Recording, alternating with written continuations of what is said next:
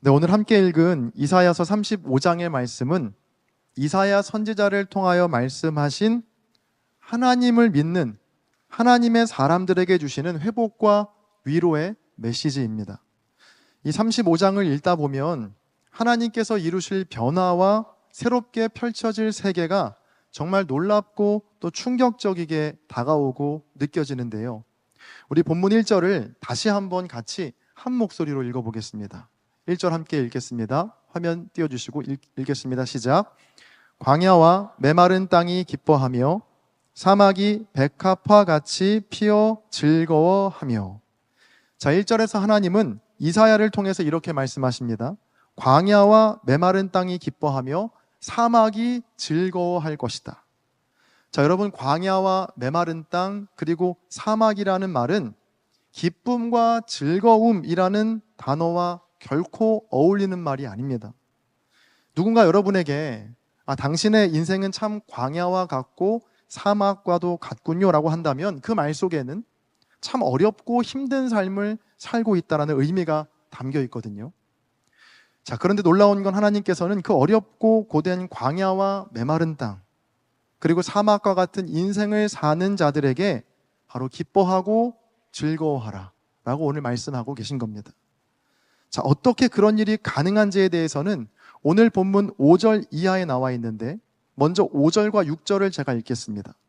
그때에 맹인의 눈이 밝을 것이며 못 듣는 사람의 귀가 열릴 것이며 그때에 저는 자는 사슴같이 뛸 것이며 말 못하는 자의 혀는 노래하리니 이는 광야에서 물이 솟겠고 사막에서 시내가 흐를 것임이라. 아멘. 자, 5절과 6절에서 눈에 띄는 단어는 바로 그때라는 말이죠. 자, 그때는 하나님께서 이루실 회복의 때를 가리킵니다. 그때가 되면 보지 못하는 자들이 보고 듣지 못하는 자들이 듣고 저는 자가 뛸 것이고 말 못하는 자가 노래하는, 자, 마치 사막과 메마른 땅이 비옥한 땅으로 바뀌는 것과 같은 놀라운 변화와 역전이 그때 일어난다는 겁니다. 자, 이어지는 8절과 9절은 다 함께 읽어보겠습니다. 함께 읽겠습니다. 시작. 거기에 대로가 있어 그 길을 거룩한 길이라 일컫는 바 되리니 깨끗하지 못한 자는 지나가지 못하겠고 오직 구속함을 입은 자들을 위하여 있게 될 것이라. 우매한 행위는 그 길로 다니지 못할 것이며 거기에는 사자가 없고 사나운 짐승이 그리로 올라가지 아니하므로 그것을 만나지 못하겠고 오직 구속함을 받은 자만 그리로 행할 것이며. 아멘. 자, 거기, 자, 즉 하나님께서 이루실 놀라운 변화가 일어나는 그곳에는 바로 거룩한 길이라 불리는 곳이 생기게 되는데 그곳은 아무나 지나가는 곳이 아니고 오직 구속함을 받은 자만 누릴 수 있는 곳이라고 성경은 말하고 있습니다. 자, 그렇다면 자연스럽게 이런 질문이 따라오죠. 이 거룩한 길을 걸을 수 있는 구속함을 받은 자란 누구인가? 하나님께서 이루실 놀라운 변화와 역전을 선물로 받을 그 사람은 누구인가? 자, 이런 질문이 따라오게 되는데요. 저는 그 답을 오늘 본문 3절과 4절 말씀에서 찾게 되었습니다. 자, 정말 중요한 말씀이니까요. 3절과 4절은 한 목소리로 크게 같이 읽어보겠습니다. 함께 읽습니다. 시작. 너희는 약한 손을 강하게 하며 떨리는 무릎을 굳게 하며 겁내는 자들에게 이르기를 굳세어라, 두려워하지 말라. 보라, 너희 하나님이 오사 보복하시며 갚아주실 것이라. 하나님이 오사 너희를 구하시리라 하라. 아멘. 자, 하나님께서 이사야를 통해 주시는 회복과 위로의 말씀은 3절에 나오는 너희에게 하신 말씀인데 이 너희가 어떤 사람들이라고 나오죠? 약한 손과 떨리는 무릎을 가진 자들, 겁내며 두려워하는 자들에게 말씀하고 있는 겁니다. 제가 오늘 본문을 묵상하면서 가장 큰 은혜와 위로를 받은 구절이 바로 이 3절과 4절인데요. 하나님께서 놀라운 축복을 주시겠다고 약속한 자들, 이 거룩한 길에 다니게 하겠다라고 약속한 자들이 바로 다름 아닌 약한 손과 떨리는 무릎을 가진 자들, 그리고 겁내고 두려워하는 자들에게 이 말씀이 향해 있다는 겁니다. 그래서 오늘 설교의 제목도 3절 말씀을 그대로 따서 약한 손, 떨리는 무릎이라고 정해봤습니다. 자, 삶을 살다 보면 우리의 인생이 참 볼품없고 약해 보일 때가 있죠. 세상에서 돈 있고 힘 있는 자들은 당당하게 사는 것 같은데 예수님을 믿고 하나님의 자녀라고 하는 나의 모습은 저들에 비하면 너무나 초라하고 볼품없어 보일 때가 종종 있거든요. 내가 만약 하나님이었다면 이렇게 못나고 부족한 나와 같은 인생을 거들떠나 보실까 하는 생각에 자신이 없어질 때가 있습니다. 자, 그런데 그런 우리에게 오늘 말씀을 통해 하나님은 이렇게 말씀하시고 격려하시는 겁니다. 내가 구원할 나의 자녀는 당당하고 힘있고 권세 있는 자들이 아니라 도리어 약한 손과 떨리는 무릎을 가진 자들, 겁과 두려움에 사로잡힌 자들이다 라고 우리에게 말씀하고 계신 것이죠. 자, 그런데 정말 곰곰이 생각해 보면요, 하나님께서 구원할 사람은 약한 손과 떨리는 무릎을 가진 사람일 수밖에 없다라는 결론에 다다르게 됩니다. 이유는 간단합니다. 이 세상은 거짓과 불의와 죄로 가득 차 있거든요. 그래서 정의와 공의, 거룩과 사랑을 힘써 행하다 보면 필연적으로 어쩔 수 없이 세상과 부딪히게 되어 있습니다. 서로 지향하는 바가 다르니까 당연한 일인 것이죠. 자, 그러나 워낙 불의와 죄로 가득한 세상이 거대하고 또 힘이 있기 때문에 그 세상과 싸운다는 건 계란으로 바위를 치는 것과 같은 매우 외롭고 고된 싸움이 될 수밖에는 없습니다. 그래서 자연히 거룩한 길을 가는 하나님의 사람들은 약한 손과 떨리는 무릎으로 살아갈 수밖에는 없다라는 겁니다. 자, 여러분, 지난 금요일은 8.15 광복절이었죠. 이 광복절은 우리나라가 일본 제국의 이 식민 지배에서 해방된 것을 기념하는 날입니다. 80주년이 되었는데요. 여러분, 80년 전 이 땅에 광복이 임했을 때 그 광복을 진정으로 기뻐하고 즐거워한 사람은 누구였을까요? 한번 생각해 보세요. 강한 힘과 많은 재물을 가졌던 일본 제국의 사람들과 그 힘에 기생했던 친일파들이 기뻐했을까요? 아닙니다. 그들에게 광복은 결코 기쁜 소식이 아니었습니다. 도리어 이제까지 자기의 친일의 행적이 드러날 두려움과 심판의 날이었죠.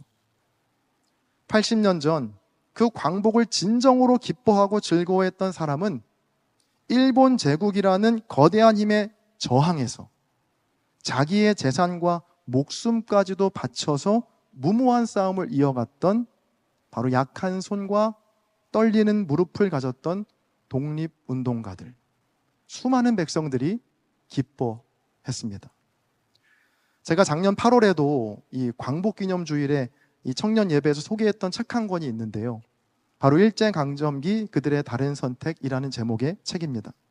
자, 이 책에는 아주 재미있는 구성이 되어 있는데 똑같은 시대를 살았지만 전혀 다른 삶을 살았던 독립운동가와 친일파를 2명씩 비교해가면서 소개하고 있습니다. 작년에는 우당 이회영 선생과 친일파 이근택을 소개했다면 오늘은 남자현과 배정자라는 두 여성의 삶을 잠시 나누려고 합니다. 이 남자현은 독립운동가로서 그녀에게 붙여진 별명이 하나 있었다고 합니다. 그건 만주의 세 손가락 여장군이라는 별명이었습니다. 이 만주에서 독립운동을 하던 남자연을 붙잡았을 때 그녀의 손가락이 3개뿐이어서 붙여진 별명이었는데요. 이 남자현은 독립군들이 서로 갈등하고 반목할 때마다 화합을 호소하면서 자기의 손가락 마디를 잘라 혈서를 썼다고 합니다. 그렇게 2번의 혈서를 써서 자기의 2 손가락 마디를 자른 것인데요. 자, 그녀의 삶은 참 기구했습니다. 남편은 의병 활동으로 일본군의 총에 맞아 죽게 되고 아버지도 일본군에게 끌려가 심한 고문을 당한 뒤에 세상을 떠나게 됩니다. 또 마을에서 존경받던 자기의 오빠마저 의문의 죽음을 당하게 되자 그녀는 남은 인생을 조국을 위해 바치기로 결심하게 됩니다. 이 남자현의 주 활동 무대는 만주였는데요. 흰 저고리에 검정 치마를 입고 마을 곳곳을 누비면서 그녀는 12곳 이상의 교회를 세우고 여성과 어린이 교육 활동에도 힘을 썼다고 합니다.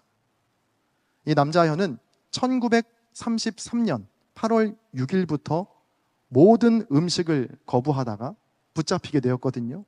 이후 8월 22일 세상을 떠나게 됩니다. 자, 이 똑같은 시대에 태어난 배정자라는 사람은요, 당시 일본 총리였던 이토 히로부미의 양녀로 들어가게 됩니다. 그리고 왕실의 스파이로 활동을 하게 되는데 나라의 여러 기밀들을 일본에게 알려주면서 일본으로부터 엄청난 지원을 받게 됩니다. 자, 그녀는 당시에 방탕하고 호화로운 생활로 굉장히 유명했는데요. 우리나라의 어린 여성들을 성노예로 강요하고 팔았고요. 그 과정에서 많은 금품을 챙기기까지 했다고 합니다. 자, 여러분, 만주의 세손가락 여장군 남자현과 왕실의 스파이 배정자, 이 두 사람은 굉장히 극명하게 그 삶이 대비되죠. 일제로부터 가족을 다 잃어버리고 평생을 일제의 위협과 맞서 약한 손과 떨리는 무릎으로 숨죽여 살았던 남자현. 이와는 반대로 배정자는 일제의 기생에 온갖 부귀영화를 누리며 떵떵거리며 살았습니다. 오늘 본문의 표현에 따르면 남자현은 광야와 사막과 같은 인생을 산 것이고요. 배정자는 기름진 옥토와 같은 인생을 누린 것입니다. 자, 그러나 광복의 때 모든 것이 뒤바뀌죠.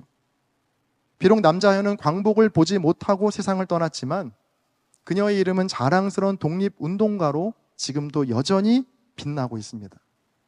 자, 반면에 일제의 기생에서 많은 부와 권력을 거머쥐었던 배정자는 그 광복의 날에 두려움에 휩싸여서 바깥 출입도 하지 못하고 집 안에만 숨어 지냈다고 합니다.